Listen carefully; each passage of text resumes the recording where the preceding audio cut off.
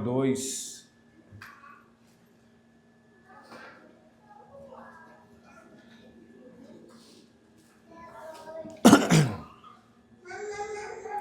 Primeiro Tessalonicenses 2. Eu peço que os irmãos acompanhem a leitura que farei dos versos 1 a 12. Essa será a porção que também iremos expor nesta noite. Primeiro Tessalonicenses 1 ao 12. Assim está escrito: porque vós, irmãos, sabeis pessoalmente que a nossa estada entre vós não se tornou infrutífera, mas apesar de maltratados e ultrajados em Filipos, como é do vosso conhecimento, tivemos ousada confiança em nosso Deus para vos anunciar o Evangelho de Deus em meio a muita luta. Pois a nossa exortação não procede de engano, nem de impureza, nem de se baseia em dolo. Pelo contrário, visto que fomos aprovados por Deus, a ponto de nos confiarem no Evangelho, assim falamos, não para que agrademos a homens, e sim a Deus, que prova o nosso coração.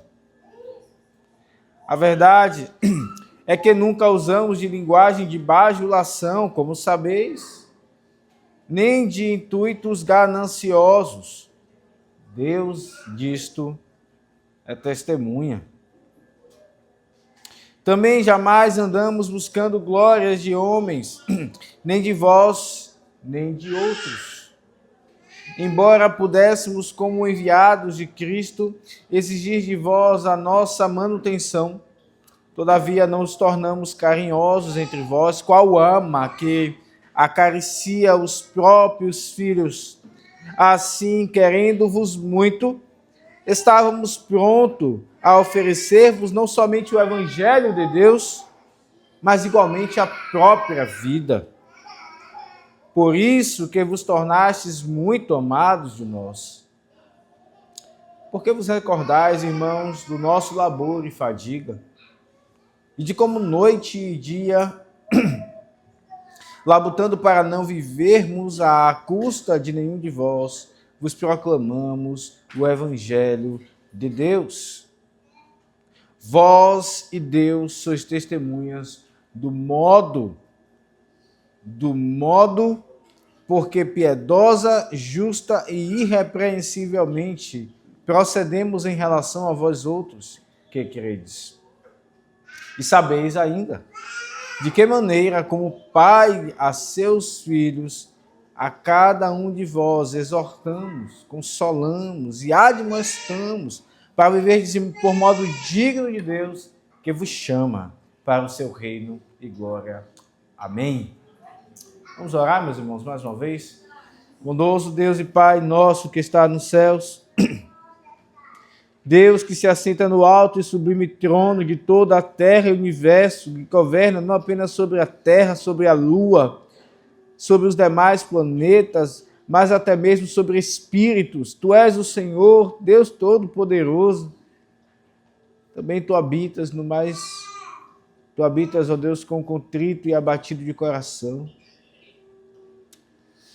Aquele que tu abates com provações, aqueles que tu, pelo Espírito, faz com que se humilhe perante o Senhor, e a seu tempo tu exaltas, como está escrito. Ó Deus, nós invocamos ao Senhor, porque não apenas és Deus de toda a terra, mas és nosso Deus, e se faz presente, ó Deus, em nosso meio. Isso é verdade. Pedimos, Pai, em nome de Jesus, não no nosso mérito, que a nossa alma possa experimentar lucidamente a Tua presença e experimentar, ó Deus, de forma ainda mais profunda do que já começamos a experimentar neste culto, a palavra do Senhor nos transformando e nos moldando poderosamente pela ação do Espírito Santo, que fala através dela por vasos de barro. Senhor, fala conosco, vivifica a tua igreja. Fala as nossas consciências, que sejam moldadas, que reconheçam o teu Filho e que o nosso prosseguimento seja agradável ao Senhor, seja um procedimento ilibado e irrepreensível, agraciado por Ti. Em nome de Jesus oramos, Pai. Amém. Meus irmãos, uma das formas mais poderosas de se convencer alguém é apelando à consciência. Existem diversas formas, inclusive aqueles que outrora fizeram prisioneiros de guerra, utilizaram várias formas de tortura e etc. Mas uma das formas foi, inclusive, a consciência. Argumentos pesados, palavras e situações, inclusive que causavam um impacto na alma da pessoa, eram instrumentos e ferramentas para oprimir e subjugar alguém e conduzir pessoas para o caminho pelo qual se queria. A palavra do Senhor também nos fala a consciência. E é exatamente isso que Paulo, inspirado pelo Espírito Santo, faz aqui. O próprio Senhor Jesus Cristo, ele fala em suas pregações sobre a consciência, apelando a elas. Quando ele está, inclusive, ali com a mulher samaritana, ao invés de dizer, você é uma mulher que não se firma com homem algum. Você precisa se arrepender dos seus pecados. Você não conhece o verdadeiro Salvador. Ele diz, vai, chama teu marido. E aquela palavra perturba aquela mulher. Ela diz, eu não tenho marido. E era exatamente essa confissão que o Senhor Jesus Cristo queria causar e provocar. Meus irmãos, Deus nos deu uma consciência. Ele nos deu memória. E elas são instrumentos de Deus, elas são alvos de Deus para causar em nós uma resposta à sua palavra. Ela também é um alvo de Deus para, inclusive, nos fazer com que sejamos submetidos à sua palavra e tenhamos o prosseguimento que Ele quer de nós. Ela também é alvo de Deus para fazer com que lembremos daquilo que Ele já tem feito em nossa vida e protejamos os nossos corações e as nossas mentes contra homens maus, contra o nosso próprio pecado. A Escritura trabalha com a consciência e é exatamente isso que Paulo faz aqui.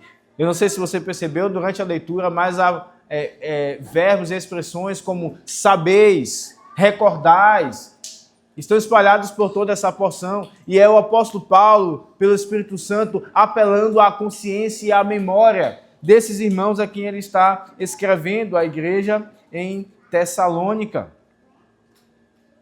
Nós já temos visto, meus irmãos, como o apóstolo Paulo, aqui, ele escreve a igreja em Tessalônica com um cuidado pastoral, de acompanhamento pastoral. Ele tinha passado por Tessalônica, estava ali provavelmente em Corinto, e preocupado com como estava a saúde espiritual daqueles irmãos, ele então envia esta carta. Ele envia esta carta. E Paulo falou na última porção que vimos, até o final do capítulo 1, como ali estava uma igreja exemplar. Ele disse, eu não tenho necessidade de falar a vocês coisa alguma. Igreja exemplar, igreja modelo, vimos isso. E agora Paulo passa a falar, defendendo o seu apostolado, o seu ministério, juntamente também o ministério de Timóteo e Silvano que estavam com ele. E a pergunta que fica é, por que Paulo então está falando essas palavras? Havia algum irmão na igreja que colocava em xeque a sua autoridade, seu ministério? E a resposta é não. O relacionamento de Paulo com aqueles irmãos era muito tranquilo. Graças a Deus, vemos pelas palavras, né? Aqui que Paulo fala, por exemplo, aqui no verso número 8, quando ele diz, estávamos, quando nós estivemos entre vós, né, no verso 7, nos tornamos carinhosos entre vós, qual ama que acaricia os próprios filhos. Então, o relacionamento entre eles era um relacionamento muito amável, um relacionamento muito amoroso, afetuoso. Acontece, irmãos, que havia homens ao redor daquela igreja, homens mundanos, inclusive judeus, que minavam a autoridade do apóstolo Paulo e de seu ministério. Paulo está escrevendo provavelmente em Corinto, que fica na região da Caia, e logo acima a região da Macedônia, onde ficava a cidade de Filipos e também a cidade de Tessalônica. Então esses homens, eles rodavam essa região tentando afugentar Paulo. Eles fizeram isso quando Paulo esteve inclusive em Corinto. Ele fala isso, que em meio a muita luta nós falamos do evangelho. Esses homens buscavam afugentar o evangelho, colocar questões e dúvidas sobre a autenticidade do ministério do apóstolo Paulo e da mensagem que era o evangelho de Deus. E é por isso, irmãos, que Paulo passa agora essa sessão que vai até o capítulo 3 a falar, defendendo aqui a sua autoridade e a mensagem que Deus entregou a ele. Não está com um problema local naquela igreja, mas aqueles irmãos estavam expostos, ouvindo, expostos a serem estimulados, influenciados por esse disparate, esse desrespeito ao evangelho. Essa descredibilização à pregação do evangelho e ao ministério do apóstolo Paulo. E então Paulo aqui passa a fazer uma defesa, lembrando esses irmãos do prosseguimento deles, de Paulo e Silvano e Timóteo. O prosseguimento aqui é um tema principal também aqui nessa porção, e por isso iremos ver sobre 4 pontos esse sermão. Preste bem atenção nos pontos. Em primeiro lugar, Paulo apresenta aqui, faz com que eles lembrem do seu prosseguimento frutífero. Em primeiro lugar, um prosseguimento frutífero. Em segundo lugar, um prosseguimento fiel. Em terceiro lugar, um prosseguimento abnegado. Em quarto e último lugar, um prosseguimento paternal. Paulo está defendendo o seu ministério. Ele está estimulando e apelando à consciência e à memória desses irmãos. Lembrem, vocês sabem, vocês recordam do nosso prosseguimento. E aqui ele fala de 4 aspectos do prosseguimento. Em primeiro lugar, um prosseguimento frutífero, versos 1 e 2. Em segundo lugar, um prosseguimento fiel, versos 3 e 4. Em terceiro lugar, um prosseguimento abnegado, versos 5 a 8. E em quarto e último lugar, um prosseguimento paternal, versos 9 a 12. Olha a sua Bíblia então, irmão. Meu irmão, minha irmã. Verso 1, assim está escrito: porque vós, irmãos, sabeis pessoalmente que a nossa estada entre vós não se tornou infrutífera. Mas, apesar de maltratados e ultrajados em Filipos, como é do vosso conhecimento, tivemos ousada confiança em nosso Deus para vos anunciar o evangelho de Deus em meio a muita luta.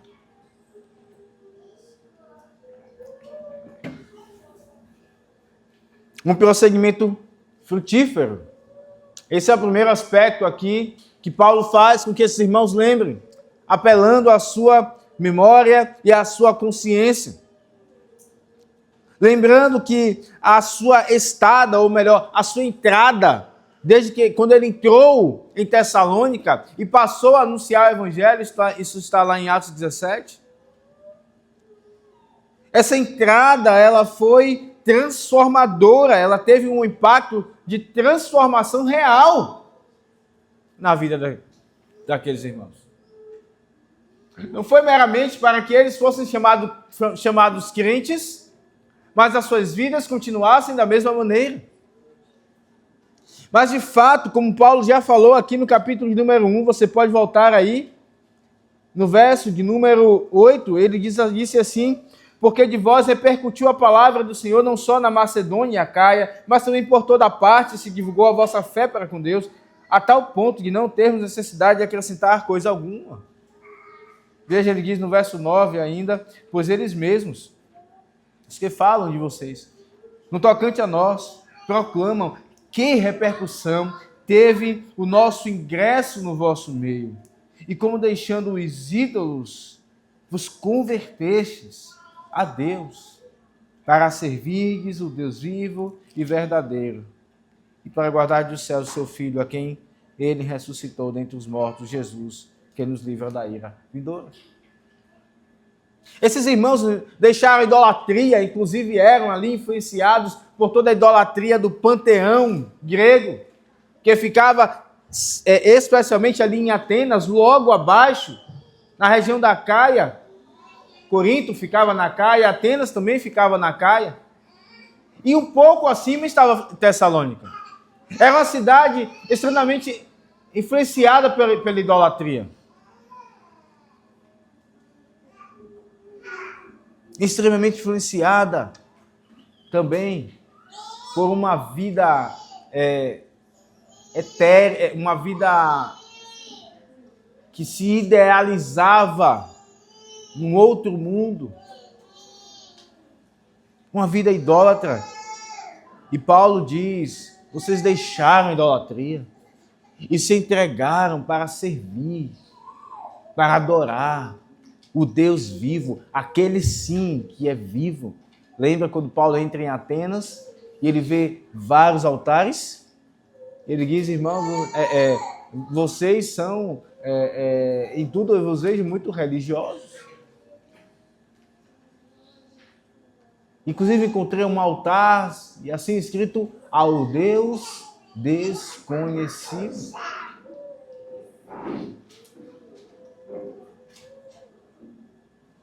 Eles deixaram essa idolatria e se entregaram para servir a um Deus que tem olhos e vê, tem ouvidos e ouve, tem mãos e seguram, tem boca e fala.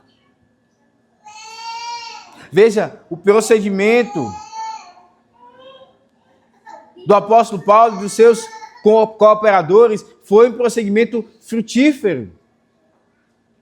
Foi um trabalho que deu fruto, transformação de vidas, de famílias.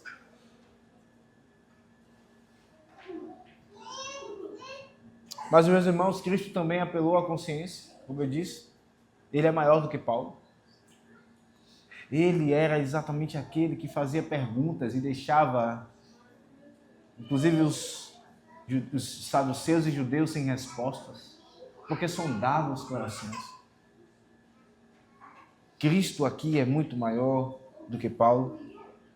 Paulo mostra sobre o seu prosseguimento frutífero. E esse prosseguimento frutífero, meus irmãos, é tanto do aspecto da recepção do Evangelho, quanto do aspecto daquele que anuncia.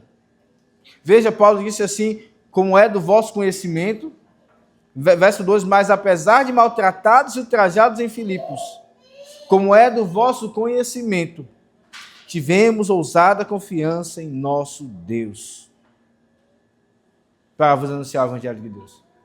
O fruto não foi apenas nos que ouviram, foi inclusive no próprio apóstolo Paulo e nos seus cooperadores.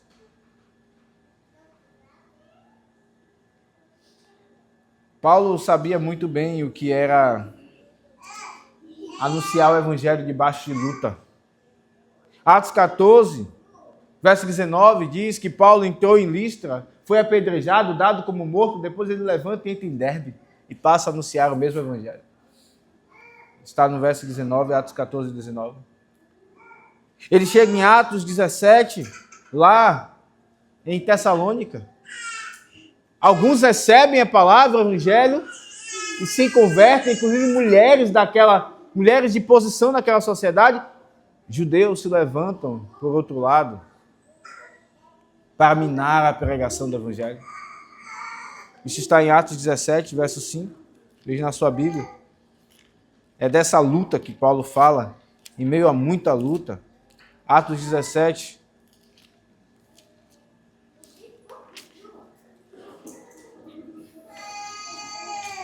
Verso 5. Os judeus, porém, movidos de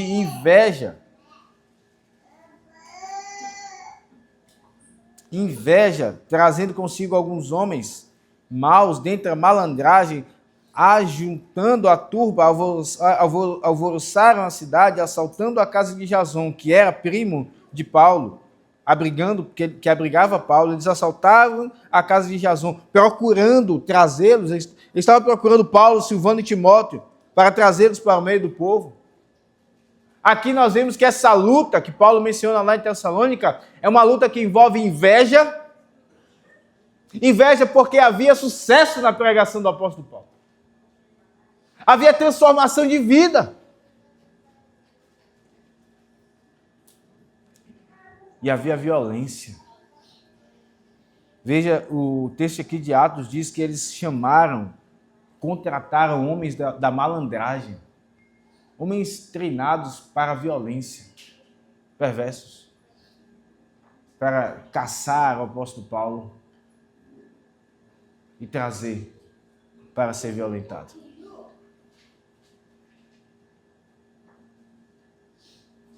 Irmãos, que luta, que contexto de oposição à frutificação do Evangelho. Nós olhamos para a igreja hoje e vemos nós tão frágeis, não é? Alguém começa a nos perseguir no trabalho por causa do Evangelho, percebendo que somos crentes, na vizinhança, e perseguir inventando histórias, forjando, desfazendo o trabalho que nós fazemos, nos xingando, fazendo barracos. E como nós agimos? Muitas vezes nós nos vemos perplexos, às vezes nós saímos até mesmo da nossa paciência. Mas veja, isso era algo comum na vida do apóstolo Paulo. E muito mais, irmãos, isso era algo muito mais comum na vida do nosso Senhor Jesus Cristo. Ele já veio marcado com um alvo nele para morrer.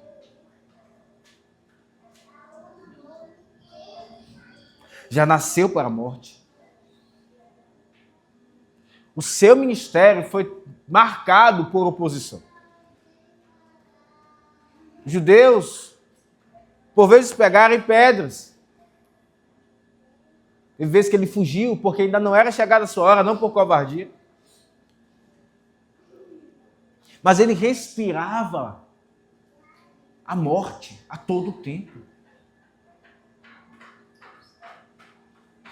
Inventaram histórias dizendo que ele iria destruir o templo. Ele nunca disse isso. O Senhor Jesus, ele viveu em muita luta.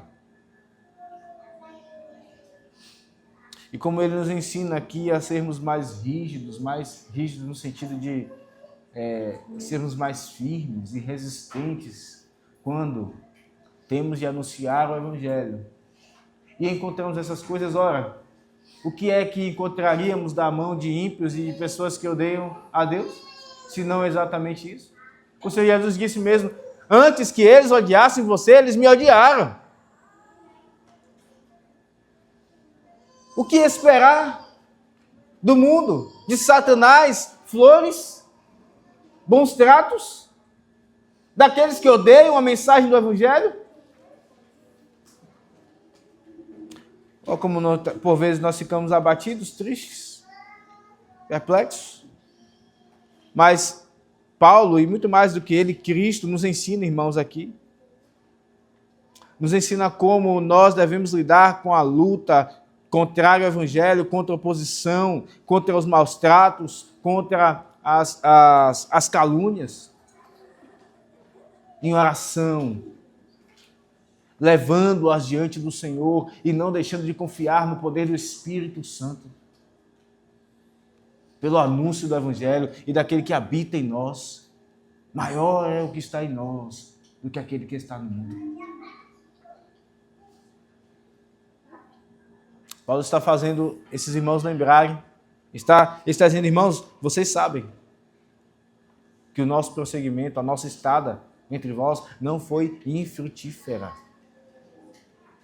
Paulo está querendo lembrar, não dê ouvidos a esses, porque vocês experimentaram algo real em suas almas, em suas vidas, vocês foram transformados da idolatria para a adoração do Deus vivo e verdadeiro.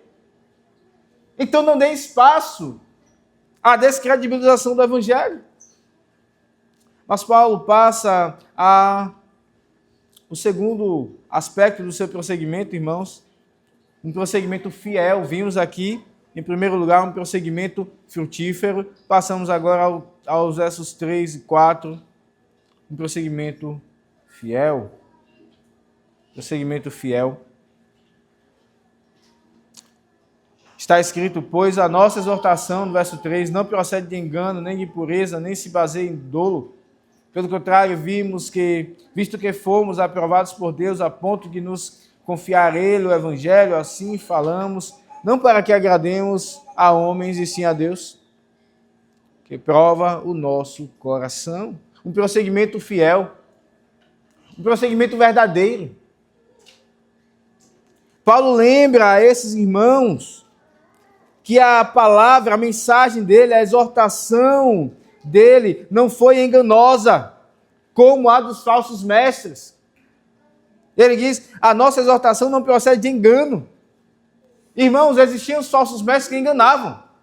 Se você abrir a sua Bíblia lá em 2 Coríntios 11, você verá isso. Paulo falando deles. Abra lá, 2 Coríntios 11, versos 1 a 4.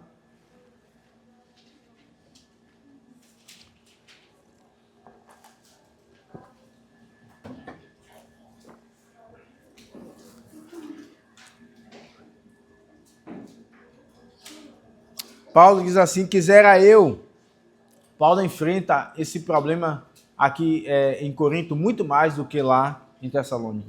Quisera eu suportasseis um pouco mais na minha loucura, suportai-me, pois. Porque zelo por vós com zelo de Deus, visto que vos tenho preparado para vos apresentar como virgem pura a um só esposo, que é Cristo.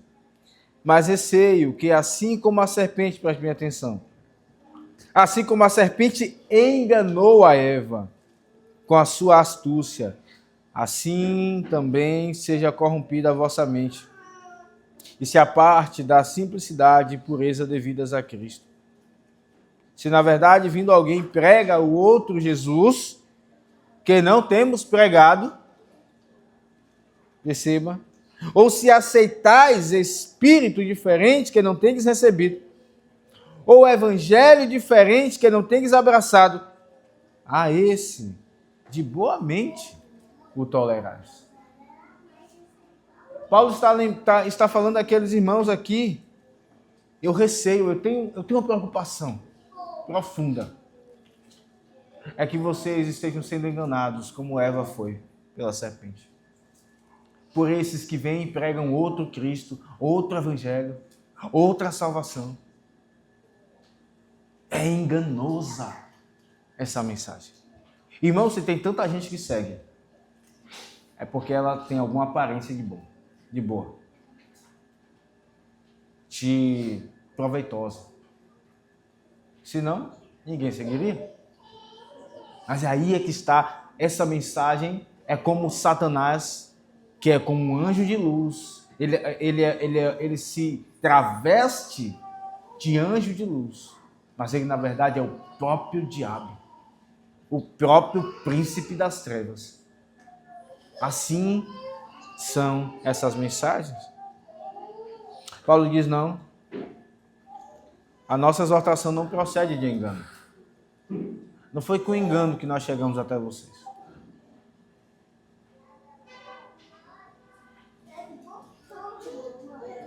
Mas foi. Também não foi com impureza. Também não foi com impureza. E a impureza, a imoralidade também é algo que faz parte da vida desses falsos mestres. E Pedro também denuncia isso. Abra sua Bíblia lá em 2 de Pedro, no capítulo de número 2, verso 18. 2 de Pedro, capítulo 2, verso 18. Pedro também denuncia a impureza, a libertinagem desses falsos mestres. Ele diz assim: porquanto, proferindo palavras jactanciosas de vaidade, enganam com paixões carnais por suas libertinagens aqueles que estavam prestes a fugir dos que andam no erro. Tanto o engano quanto a libertinagem fazem parte da vida desses que anunciam um falso evangelho. E, meus irmãos, nós olhamos por aí e percebemos isso. Aqui e acolá, notícias desses homens que anunciam um outro evangelho, dizendo que você tem que ser rico, que você não deve aceitar uma vida razoável financeiramente, muito menos a pobre. Um outro evangelho que diz que você não deve aceitar a doença. Um outro evangelho que diz que você deve buscar o que é material. Afinal, Deus é o Deus de todo ouro e toda prata. Assim, até usam o versículo, como Satanás fez com Jesus no deserto. É um outro evangelho. Aqueles que dizem, você é o ponto fraco de Deus. Eu ouvi alguém por aí pelo Brasil falando isso, enchendo auditórios. Bonito, né? Você é o ponto fraco de Deus. Alguém falando com uma voz mansa. Parece um cordeiro, mas é um lobo. É um outro evangelho. O ponto fraco de Deus, irmãos, é Cristo. Ele é o Filho amado, em quem Deus tem todo o seu prazer. Não nós, em nós mesmos. Ou melhor dizendo, Deus não tem ponto fraco. Ponto fraco. Se Deus tem algum ponto fraco, no sentido de que ele faz aquilo que ele cede a alguém, esse alguém é ele mesmo. Deus ama a si mesmo em primeiro lugar. E não a nós. São outros evangelhos. Irrigados de engano. E esses falsos mestres também são cheios de libertinagem. Eles traem esposas. Quando têm esposas. Eles se envolvem com mulheres e moças na igreja. E eles usam a sua autoridade para esconder tudo isso. E Paulo diz, não. A nossa exortação não procede de engano, nem de impureza. Nós não somos como esses. Preste atenção na conduta deles, no procedimento deles. Eles falam uma coisa e vivem outra. Eles não têm o verdadeiro evangelho. E Paulo então diz como foi de fato o seu procedimento. Se não foi de engano, nem de impureza, nem dolo se achou em sua boca. Verso 4 ele diz pelo contrário. Visto que fomos aprovados por Deus, a ponto de nos confiar ele o evangelho, assim falamos, não para que agrademos a homens, e sim a Deus que prova o nosso coração. Paulo defende o seu prosseguimento autorizado pelo próprio Deus. Fomos aprovados por Deus. E de fato, irmãos, Paulo ouviu a voz do próprio Senhor Jesus, chamando ele na estrada para Damasco. Saulo, Saulo, por que me persegues? Enviou Ananias, dizendo, Ananias, eu tenho algo grande a fazer através desse homem, ele é para mim um vaso escolhido. Foi o próprio Deus que de fato aprovou Paulo, chamou ele, e assim também Timóteo e Silvano. E essa aprovação, meus irmãos, passa pelo cabeça da igreja, que é Cristo, aquele que institui os seus oficiais no meio da igreja. Aquele que chama. E mais uma vez nós olhamos para muitos por aí que abrem igrejas em esquinas e diz: Deus me chamou, eu sou profeta. Sim, mas alguém impôs as mãos sobre você? Alguém autorizou você a pregar o evangelho, a ensinar? Não, Deus me chamou diretamente. Bonito isso, não é? Paulo diz: nós fomos aprovados por Deus. Ele não está falando apenas da voz de Cristo que ele ouviu, ele está falando que o seu ministério é autorizado porque Cristo chamou apóstolos. E nos dias de hoje, meus irmãos, nós olhamos que Cristo ele continua chamando não mais apóstolos, mas homens para cuidar da igreja, para ensinar. Homens que passam pelas mãos de autoridades e essas mãos são impostas e dizem: agora você pode ir. Pregue, ensine, pastoreie. Esses homens, eles não são assim, eles não se preocupam em ser aprovados por Deus, mas Paulo diz: nós fomos aprovados por Deus, autorizados. E Paulo diz algo aqui maravilhoso, ele diz: a ponto de nos confiar ele o evangelho. Deus confiou em Paulo. Como assim Deus confia em homem? A ideia aqui é que Deus muniu o apóstolo Paulo e os seus cooperadores com o que era necessário e desenvolveu um relacionamento com eles, deu seu espírito, e então eles são homens de Deus que anunciam o evangelho. A ponto de nos confiar ele o evangelho. Paulo lembra do seu prosseguimento autorizado e também temente a Deus. Ele diz ainda no verso 4, a ponto de nos confiar ele o evangelho, assim falamos, não para que agrademos a homens, e sim a Deus que prova o nosso coração. Deus que prova o nosso coração.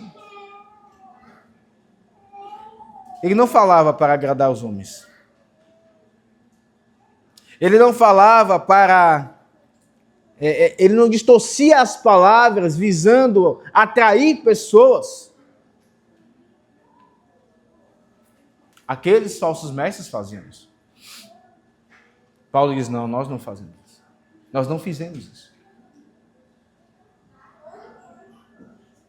Paulo sabe, irmãos, que prestará contas a Deus. Ele diz: Deus que prova o nosso coração. Ele temia não a homens, ele temia não a homens que veem as nossas atitudes, mas só vê a atitude, não vê o coração. Paulo diz: nós vamos prestar contas a Deus.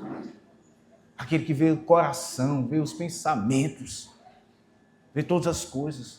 Paulo não falava para agradar os homens, e nem Timóteo, nem Silvano.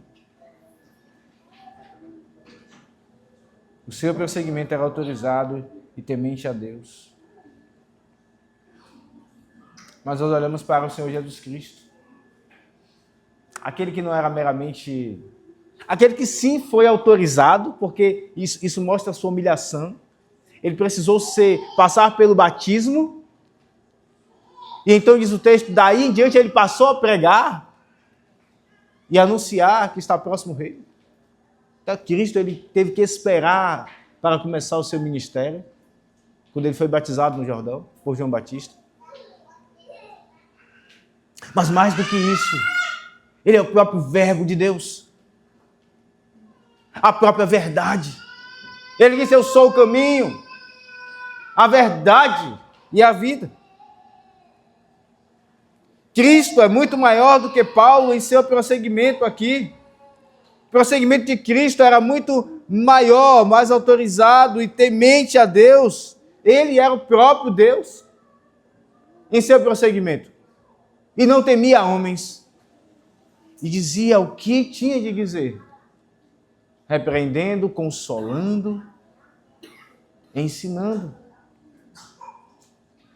Mas Paulo olha, irmãos, para esse problema de descredibilização do seu ministério, da sua mensagem, da mensagem que Deus entregou a ele. Homens que diziam, que colocavam problema, dizendo ele também engana. Ele diz: não, O nosso prosseguimento foi fiel. Nós não enganamos. Nós somos aprovados por Deus. Nós não tememos homens. E eis aqui uma grande provação para aquele que ensina. Aquele que é autoridade na igreja. Presbítero, seja regente ou docente, falar aquilo que as pessoas querem ouvir. Deixar de falar coisas que irão confrontar os pecados das pessoas. Uma grande provação. Mas Paulo, um homem liberto do temor de homens, diz: nós não falamos para agradar homens, e sim a Deus, aquele que prova o nosso coração. Isso é mais um aspecto do prosseguimento do apóstolo Paulo e daqueles que estavam com ele. Ele falou do prosseguimento frutífero, agora de um prosseguimento fiel, e agora, em terceiro e último lugar, e penúltimo lugar, um prosseguimento abnegado. Prosseguimento abnegado. Versos 5 a 8. A verdade é que nunca usamos a linguagem de bajulação como sabeis, nem de intuitos gananciosos. Deus diz testemunha. Paulo, então, nos mostra aqui um prosseguimento abnegado. Eles não eram extorsores, aqueles que usam de extorsão para arrancar coisas das pessoas, enganando com palavras, com uma linguagem de bajulação, visando o que elas têm, de forma gananciosa. Ele diz: Deus é a testemunha disso. Ele diz no verso 6, também jamais andamos buscando glória de homens, nem de vós. Vocês são muito amados nós, mas nem de vocês nós buscamos a glória. Nem de outros. Embora pudéssemos, como enviados de Cristo, exigir de vós a nossa manutenção, todavia nos tornamos carinhosos entre vós, qual ama que acaricia os próprios filhos.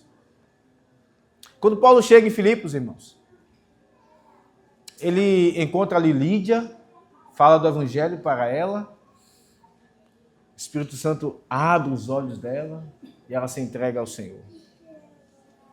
Mas ele também encontra uma outra mulher, uma jovem. Abra sua Bíblia lá em Atos 16, versos 16 e 17. Confira. Atos 16, 16 e 17. Diz assim: aconteceu que indo nós, Lucas está relatando aqui, né? Indo nós para o lugar de oração, nos saiu ao encontro uma jovem, possessa de espírito adivinhador, a qual, adivinhando, dava grande lucro aos seus senhores. Seguindo a Paulo e a nós, clamava, dizendo: estes homens são servos do Deus Altíssimo e vos anunciam o caminho da salvação. Isso se repetia por muitos dias. Então Paulo, já indignado, voltando-se, disse ao Espírito: em nome de Jesus Cristo eu te mando, retira-te dela. E ele na mesma hora saiu. Vendo, verso 19, os seus senhores que se lhes desfizera a esperança do lucro, agarrando-o em Paulo e Silas, os arrastaram para a praça, à presença das autoridades. Esses senhores dessa jovem possessa, preste bem atenção nisso, eram extorsores, se aproveitavam. E Paulo, então, liberta essa jovem desse espírito, algo maravilhoso, algo de se festejar. Mas esses homens, ao verem isso, eles arrastam Paulo e Silas para as autoridades e começam a lutar contra eles, querendo que eles fossem presos. Homens gananciosos, homens extorsores. E assim também são os falsos mestres, meus irmãos. Muitos, inclusive, levam as imagens de seu rosto por aí, pensando que eles amam de fato as pessoas. Eles estão de olho naquilo que elas têm. Eles querem que elas vendam o pouco que têm para alimentar os milhões que eles têm. Homens extorsores, Não há nada novo debaixo do céu, do sol. Paulo diz, nós não temos intuitos gananciosos e nem mesmo bajuladores para roubar o dinheiro de vocês. E Pedro também ele anuncia isso na sua segunda carta. Quando ele diz, usa uma expressão impressionante, ele diz, eles farão comércio de vós.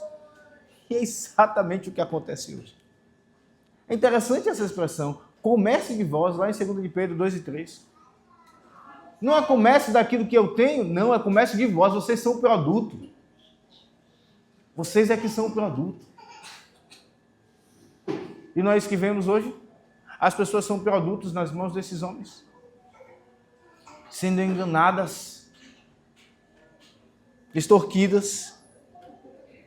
E é um mercado, não é à toa que as autoridades estão de olho nas igrejas em geral, infelizmente, vai no meio as que são fiéis e as que não são, para taxá-las com imposto, porque afinal de contas é o mercado. É o mercado da fé. E se é um mercado, deve ser taxado mesmo. Infelizmente, talvez isso caia sobre nós. Paulo diz, nós não somos gananciosos. E ele também deixa claro que todo o bem aqui ofertado aos Tessalonicenses era contínuo, vinha de um desejo contínuo de estar com eles e não de um desejo interesseiro. Veja, Paulo aqui está falando do seu prosseguimento. Vimos em primeiro lugar que era um prosseguimento frutífero, em segundo lugar, um prosseguimento fiel, e agora vimos um prosseguimento abnegado. Paulo contrasta o seu prosseguimento com o desses falsos mestres. Em lugar de ser ganancioso, extorquir as pessoas, estar de olho naquilo que elas têm, Paulo diz, nós somos qual ama que acaricia os seus filhos. Uma mãe que se doa. Paulo aqui se iguala a uma mãe que dá de mamar ao seu filho e quer estar com o seu filho. Ele diz assim no verso de número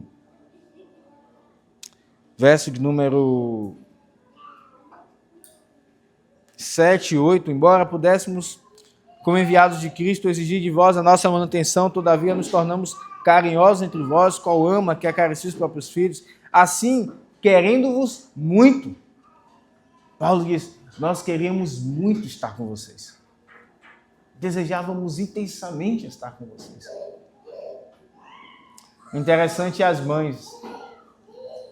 As mães, elas têm os seus bebês e desde que elas estão com seus bebês na barriga, elas passam por diversas situações de sacrifício, enjoos, até mesmo aquelas que adquirem algum tipo de doença na gestação, então o cuidado é maior ainda. Depois elas têm os seus bebês e tem tanta privação, problema de dar de mamar, a gente pensa que é automático, né? O bebê nasce e ele já sabe mamar, muitas vezes não. E a mãe sofre, tentando dar de mamar para ele. O tempo que o bebê requer da mãe, muitas vezes é grande. Quando ele vai crescendo, ela percebe que, às vezes, a depender do caso, ele precisa de alguma atenção mais específica em determinado algum ponto do seu desenvolvimento. Então, lá vai mais tempo, buscar instrução, tratamentos. A mãe está envolvida, sugada. Convide uma mãe dessa para que ela saia de casa e deixe os seus filhos. Ela o tempo todo está dizendo, eu estou sugada, eu estou cansada. Mas quando ela sai sem os seus filhos, a todo momento ela fica pensando neles. Como é que eles estão? Estão bem? Estão alimentados? Estão feridos? A mãe quer estar com o seu filho. Inclusive quando isso implica em sacrifício dela. Paulo se compara a uma mãe. E ele diz: qual ama que acaricia os próprios filhos, assim querendo-vos muito. Estávamos prontos a oferecer-vos não somente o Evangelho de Deus, mas igualmente a própria vida. E não sei se você sabe, mas o leite ele é produzido através do sangue. Isso é maravilhoso. Isso nos traz muitos ensinamentos. É do sangue, a mãe doa sua vida para alimentar o seu filho. É do sangue que vem o leite materno. E Paulo nos lembra que nós não queremos apenas dar o Evangelho, nós queremos entregar a própria vida para vocês. Isso nos lembra, meus irmãos, do nosso Senhor Jesus Cristo, que se entregou completamente por nós. Ele não veio por medida para nós, ele veio se entregar completamente. Ele entregou a vida, o seu sangue. E é exatamente do seu sangue. A amamentação, inclusive, nos deve lembrar disso. É exatamente do sangue que vem a nossa vida. É pelo sangue de Jesus Cristo que nós vivemos. Paulo diz: nós não fomos interesseiros para com vocês. Pelo contrário, aquilo que era devido, que nós deveríamos receber, as côngruas, nós deixamos. Nós deixamos. E quisemos não apenas dar o Evangelho, quisemos entregar a nossa própria vida.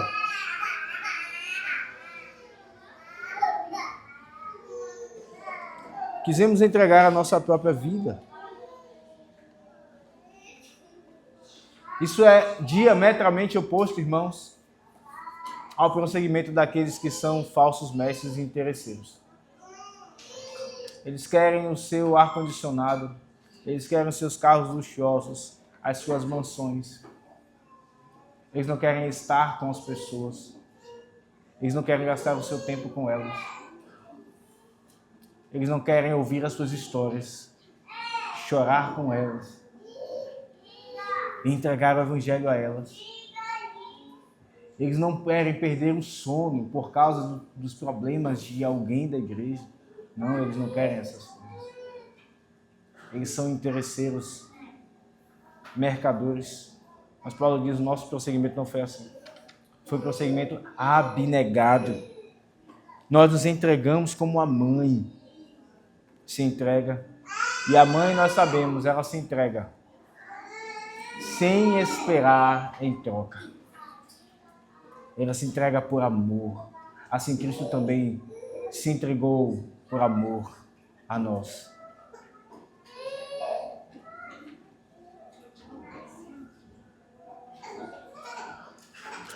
Paulo nos falou sobre um prosseguimento frutífero, primeiro ponto.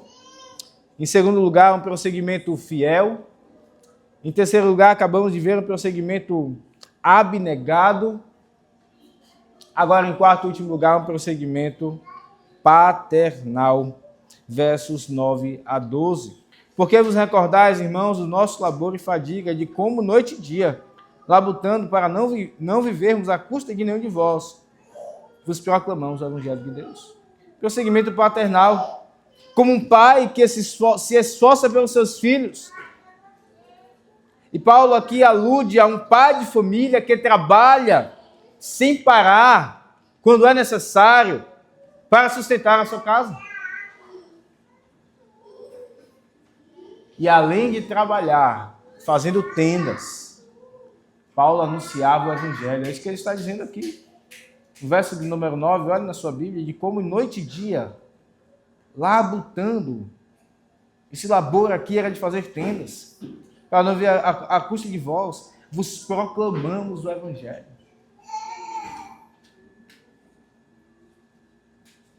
Irmãos, a vida do apóstolo Paulo era muito difícil. Porque pregar o evangelho implica em se concentrar, em ter disposição de mente e de corpo para estudar e se afadigar, como ele mesmo diz a Timóteo, se afadigar na palavra. Ele precisava ter energia para isso.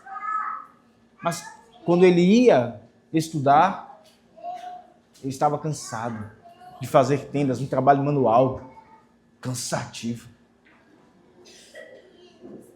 Perceba, ainda assim, ele se coloca aqui como um pai e ele apela para a memória e a consciência. Vos recordais, irmãos, do nosso labor, do nosso esforço, e que ainda assim pregamos o evangelho para vocês. Ele se coloca como um pai que se esforça pelos seus filhos, como um pai que ensina também pelo seu prosseguimento. Ele diz no verso número 10, vós e Deus sois testemunhas, do modo porque piedosa, justa e irrepreensivelmente procedemos em relação a vós outros que credes. Paulo lembra aqui desse prosseguimento para ensinar, um prosseguimento aqui piedoso, um prosseguimento justo, um prosseguimento irrepreensível para com aqueles que criam. E ele também fala como um pai que ensina e orienta seus filhos. Versos de número 11 e 12. E sabeis ainda, mais uma vez eles apela à consciência e à memória. E sabeis ainda de que maneira, como pai a seus filhos, a cada um de vós, exortamos, consolamos e admoestamos para viver de modo digno de Deus, que vos chama para o seu reino de glória. Paulo nos mostra que o seu prosseguimento também foi paternal. Um prosseguimento paternal que se esforça em trabalhar pelos seus filhos. Um prosseguimento paternal que ensina pelo seu prosseguimento. E um prosseguimento paternal que orienta os seus filhos, encorajando na fé, consolando quando tem tristeza, quando tem lutas, trazendo palavras de esperança. E ele diz aqui, admoestando, ou seja, testemunhando da verdade e guiando, encorajando eles a andarem no caminho, para que vivessem de modo digno de Deus. Irmãos, como olhamos aqui para esse texto e vemos que, de fato, o apóstolo Paulo era um homem, juntamente com Timóteo e Silvano, que tinha um ministério fiel. E igualmente era fiel à sua mensagem. Não com relação aos falsos mestres, não como a dos falsos mestres, mas era um prosseguimento frutífero, foi um prosseguimento fiel, foi um prosseguimento abnegado, foi um prosseguimento paternal. Eu quero finalizar esse sermão com algumas aplicações.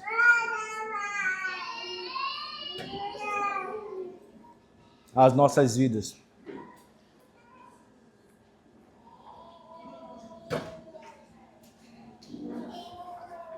Em primeiro lugar, a mensagem do Evangelho, ela tem sido frutífera na sua vida?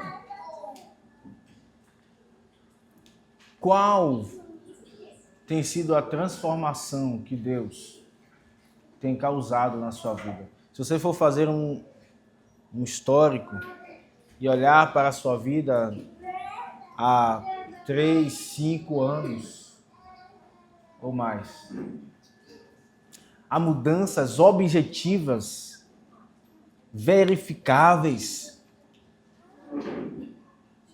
que você pode relatar. Alguém pode olhar para a sua vida e dizer, ali está uma pessoa que teme a Deus. Uma pessoa que deixou a idolatria. Uma pessoa que deixou a imundícia, deixou a imoralidade. Uma pessoa que deixou a mentira. Uma pessoa que deixou a falsidade, os falsos acordos que sabemos que existem no mundo e na sociedade. sabemos que as nossas autoridades, em geral, são corruptas porque a nossa sociedade é corrupta. Porque a nossa população é uma população corrupta. Existe até uma expressão para falar disso, não é? O jeitinho brasileiro. Você foi liberto dessas coisas? Eu não estou perguntando se você é impecável, se você não peca. A pergunta é se o efeito do Evangelho foi frutífero em sua vida.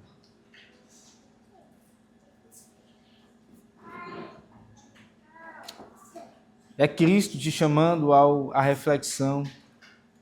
E se você perceber que você apenas gosta do Evangelho, gosta de ouvir, gosta da igreja, mas a sua vida ela não tem frutos dignos de arrependimento, eu tenho uma boa notícia para você.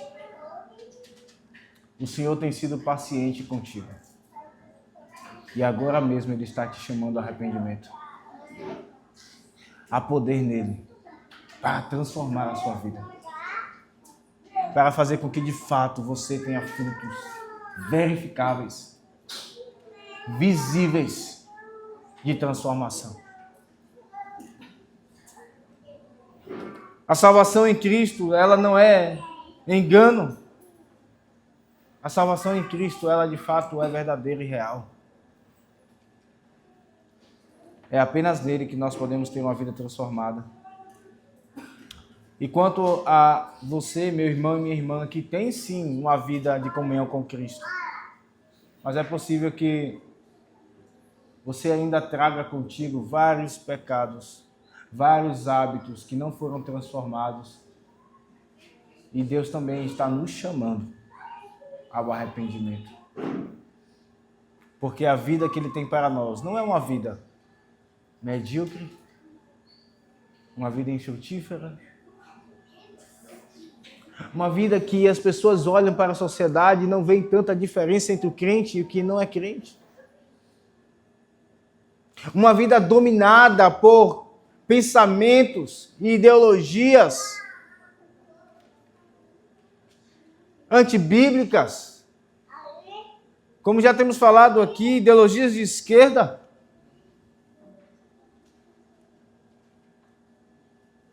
Feminismo. Uma ideia de que a mulher ela tem que ser párea com o homem em todas as coisas. Quando na verdade ambos foram feitos para completar um ao outro. E não em viver em rivalidade. Tudo isso ainda está no meio da igreja. O Senhor nos chama a dar frutos da sua mensagem. Essa é a primeira aplicação. A segunda aplicação que passo a fazer é o seguinte: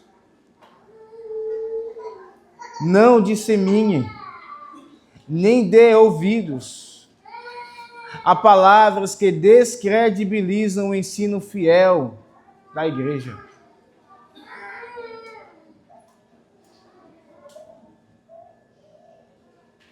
Isso pode ser feito por pessoas ímpias, que nada têm com Cristo, mas isso também pode ser feito por irmãos, que nem percebem que estão sendo usados por Satanás para descredibilizar a pregação do Evangelho. Ora, como Cristo falou com Pedro, Pedro tendo acabado de dizer, tu és o Cristo, o Filho de Deus vivo. Um pouco depois, Pedro disse, Senhor, não, o Senhor não vai morrer, não, de forma alguma. Eu não vou deixar. E como Cristo reage ao apóstolo Pedro, arreda Satanás. Satanás não pode possuir a vida de um crente, mas ele influencia. E uma das formas, irmãos, é descredibilizando a mensagem do Evangelho. E é disso que Paulo está tratando aqui. Ele está gastando essas palavras aqui para mostrar àqueles irmãos a credibilidade do seu ministério e da sua mensagem. E por vezes no meio da igreja, se dissemina, e às vezes nós podemos até dar ouvidos à descredibilização da palavra, da pregação, do ensino que é fiel. Não faça isso. Talvez você não perceba. Se você está nessa categoria, talvez você não perceba, mas Satanás está agindo. É ele quem está agindo. Cuidado. Você é um crente em Cristo. Você deve lutar pelo reino e não contra o reino. Essa aqui é a segunda aplicação que trago. A terceira e última aplicação. Evite os dois extremos. Vemos Paulo aqui falando que ele, se colocando como um pai, dizendo que trabalhou noite e dia. Porque nesse caso era necessário. Havia uma finalidade, não é que Paulo era um homem dominado pelo trabalho, não é isso. Mas havia um objetivo. Paulo queria ensinar aqueles irmãos acerca do trabalho. Ele fala mais sobre isso na segunda carta da Tessalonicenses. Então Paulo diz, eu não quero receber de vocês. Mas se Paulo não recebia as côngulas daqueles irmãos, ele tinha que se sustentar de outra forma. Então ele trabalhou com as mãos fazendo tendas. Trabalhou muito. E aqui trazemos, irmãos, dois ensinos. Aliás, um ensino. Evite dois extremos. Tanto a preguiça, quanto o abandono da sua família por causa do trabalho. Paulo diz aqui, eu fui como um pai, trabalhando. Vocês lembram, irmãos, no verso 9 ele diz, do nosso labor e fadiga, e como noite e dia, ele labutou. A fase da vida do homem em que ele tem que trabalhar mais do que o comum, pela sua família. E talvez você olhe para isso e pense, não, pastor, mas isso é uma coisa meramente material, eu quero a vida espiritual. Irmãos, a Escritura não nos ensina uma vida dicotomizada entre o sagrado e o profano. Tudo é espiritual.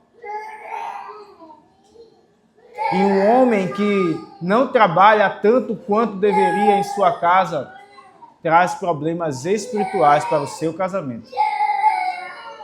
E ele ensina aos seus filhos que ele não precisa trabalhar tanto, que ele não precisa buscar uma vida melhor. Ele estimula no coração de sua esposa que ela tome as rédeas e busque trabalho fora de casa, porque ele não está sustentando a casa.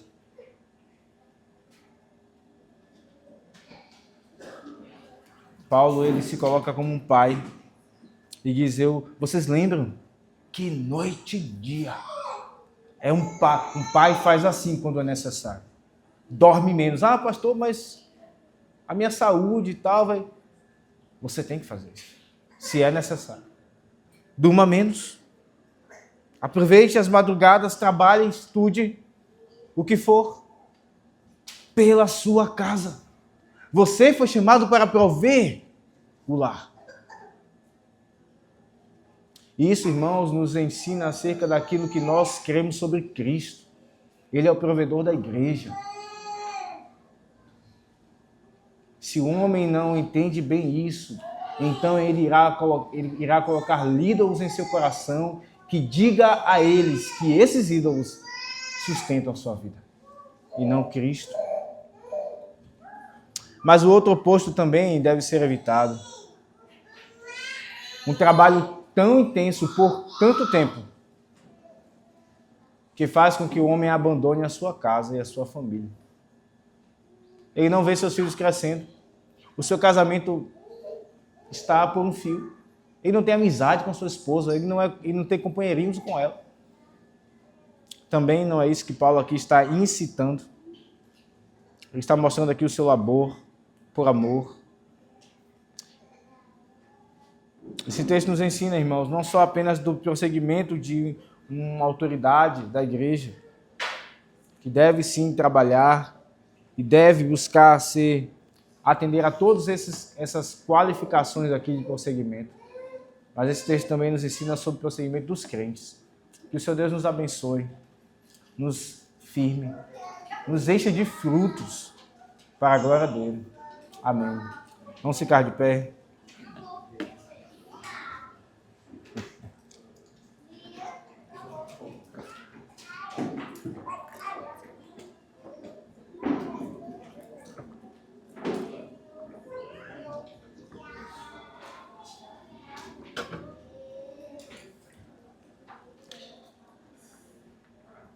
Senhor, obrigado pela tua palavra.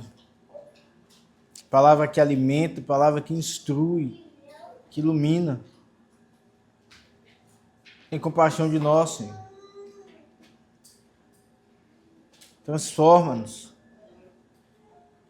Dá-nos buscar ainda mais um prosseguimento, como está escrito aqui, que Paulo e seus cooperadores tiveram, e que na verdade imitaram de Cristo Jesus, o nosso Salvador. Assim, ó Deus, opera em tua igreja. Ajuda-nos a desafiarmos ainda mais, aceitarmos o desafio da Escritura, que é sermos frutíferos, santos em nosso prosseguimento. Em nome de Jesus Cristo, assim oramos. Amém.